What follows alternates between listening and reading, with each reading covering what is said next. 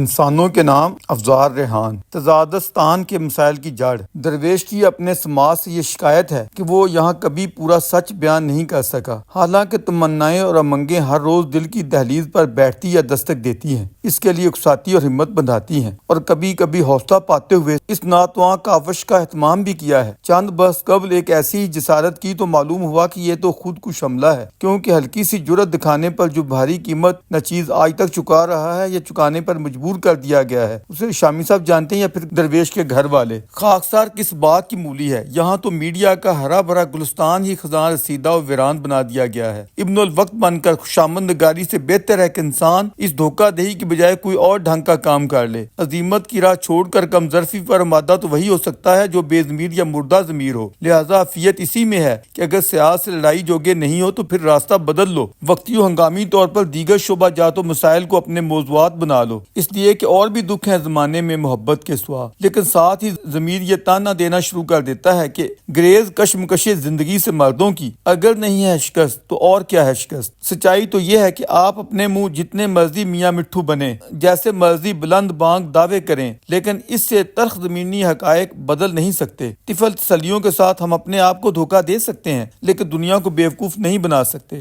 دنیا ہمیں آزاد مہذب قوم کی حیثیت سے نہیں دیکھتی، وہ ہمارا شمار نارتھ کوریا جیسی گھٹن کی شکار قومیتوں کے ساتھ کرتی ہے۔ ابھی حال ہی میں ریاستہائے متحدہ امریکہ کی سابق سیکرٹری آف اسٹیٹ نے ڈیپ اسٹیٹ کی تشریح کرتے ہوئے کھلے الفاظ میں ہمارے متعلق جس سچائی کا بے لاگ اظہار کیا ہے، اگر ہمارے اندر کچھ بھی غیرت یا عزت نفس ہو تو ڈوب مرنے کے لیے نہیں، آنکھیں کھول دینے کے لیے یہ کافی ہونی چاہیے۔ لیکن شومیے قسمت کہ یہاں ہم نے لفظ غیرت اور بغیرتی کے معنی ہی بدل کر رکھ ڈالے ہیں۔ یہاں اس ملک بد نصیب میں کمزوروں پر ہاتھ اٹھانا، اپنی بچیوں کو قتل کرنا، اقلیتوں اور دبے ہوئے طبقات کے کمزور افراد کی زندگیوں اور عزتوں سے کھیلنا غیرت بنا رکھا ہے، جبکہ گنڈوں اور طاقتور بدماشوں کے سامنے سرنگو ہو جانا بغیرتی نہیں، دانشوری اور دانش مندی ہے۔ بلا شبہ پہاڑ سے سر ٹکرانا عقل مندی نہیں، لیکن بند گلی دیکھ کر مایوسی و ناامیدی کے ساتھ سرنڈر کرتے ہوئے گر پڑنا بھی جواں مردی نہیں۔ ایسے مشکل حالات میں بہتر رستوں کی تگ و دو اور جہد پہم ہی زندگی کی علامت ہے، ورنہ مردہ قوم مردہ افراد سے کوئی بہت زیادہ مختلف نہیں ہوتی۔ افراد کی طرح اقوام پر بھی مشکل اوقات آتے ہیں، لیکن اگر وہ عزم و ہمت سے کام لیں، جہالت و جذباتیت کی بجائے شعور و حکمت کا مظاہرہ کریں، تو دنیا کی کوئی طاقت انہیں باوقار و مہذب مقام حاصل کرنے سے نہیں روک سکتی۔ اس سلسلے میں جرمنوں، جاپانیوں اور بنگالیوں کی مثالیں ہمارے سامنے ہیں۔ جبر جبر ہی ہوتا ہے، چاہے اپنوں کا ہو یا غیروں کا۔ ان ہاتھ سے اقوام کو جب جبر کی مسلح اپنی یا غیر طاقت نے کچلا